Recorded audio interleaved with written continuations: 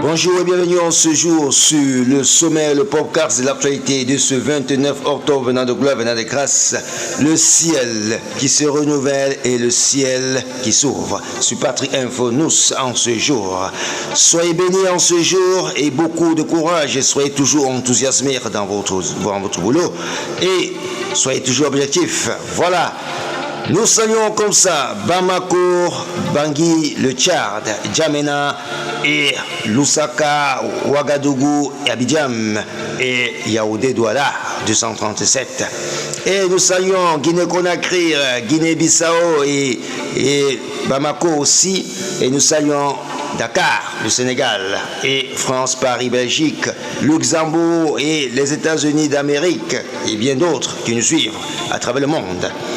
Restez des nôtres et restez à la quête de l'information pour une tête bien faite. L'actualité qui bat son plein du côté du Tchad. Au Tchad, une quarantaine de soldats a été tués par Boko Haram dans la nuit du dimanche à lundi 28 octobre 2024. Selon la présidence tchadienne, une attaque de la secte Boko Haram a coûté la vie à une quarantaine de soldats dans la province du lac Tchad.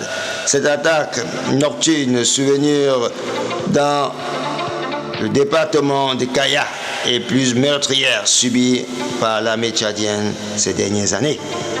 Allez lire dans le détail sur Patrie Info Nous, l'actualité au cœur du monde.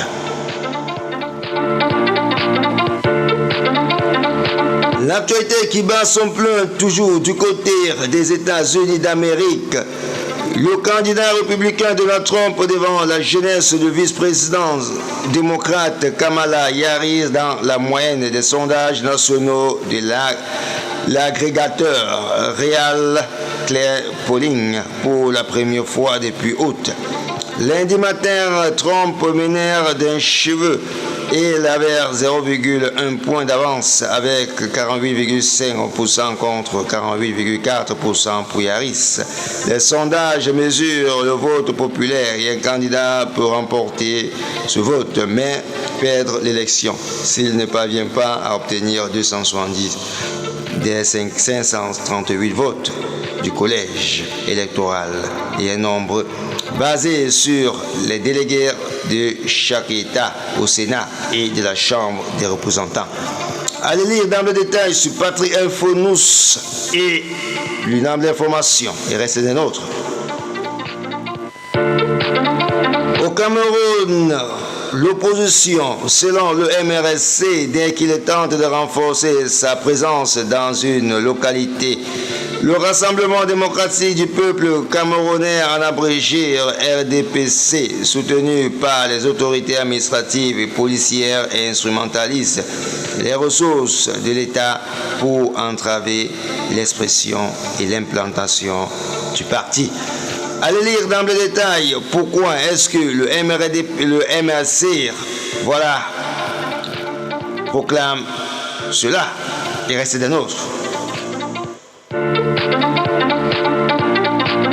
L'actualité qui bat son plein du côté de la Turquie. La Turquie a dévoilé pour la première fois la maquette de son futur porte-avions, le MUGEM, lors de sa Expo 2024. Il s'agit des monstres des mers de fabrication turque qui représentent une étape importante dans les efforts continus du pays vers l'autonomie en matière de capacité de défense navale. Allez lire dans le détail sur Patrie Info Nous et restez des nôtres et restez à la quête de l'information. L'actualité en sport maintenant. Manchester United a limogé Erik ten Hag après la défaite de dimanche contre West Ham.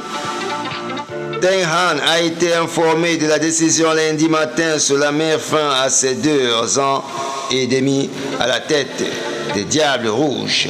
La légende du club Ruud van Nistelrooy, qui est revenu à United cet été pour devenir l'assistant de Ten Hag, a été nommé entraîneur par intérim.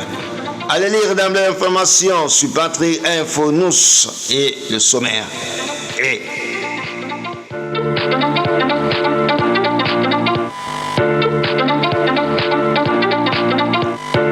l'actualité au cœur du monde. Maintenant, du côté de l'Union européenne, la présidente de la Commission de l'Union européenne, Ursula von der Leyen, a indiqué que l'envoi de soldats nord-coréens en Russie est une menace pour la paix mondiale. Le déploiement de soldats nord-coréens en Russie alors que la guerre contre Moscou et l'Ukraine fait rage suscite de nombreuses réactions selon le président de la Commission de l'Union européenne. Ce rapprochement militaire entre la Russie et la Corée du Nord est une menace de la paix mondiale. Allez lire dans le détail plus d'informations pourquoi la présidente de l'Union européenne déclare-t-il. L'actualité hors de frontières du côté du Nigeria. Au Nigeria, les employés des universités publiques ont entamé une grève illimitée en raison du non-paiement des salaires et des traitements inéquitables. Voilà pourquoi la grève au Nigeria et pourquoi les enseignants grèvent-ils. Allez lire dans le détail sur Patrick Info News et le sommet et le podcast. L'actualité. En sport, le Ballon d'Or, fin de suspense. Rodrigue, milieu de terrain espagnol de Manchester City, a remporté le Ballon d'Or 2024 en concurrence avec Vinicius Jr. du Real de Madrid espagnol.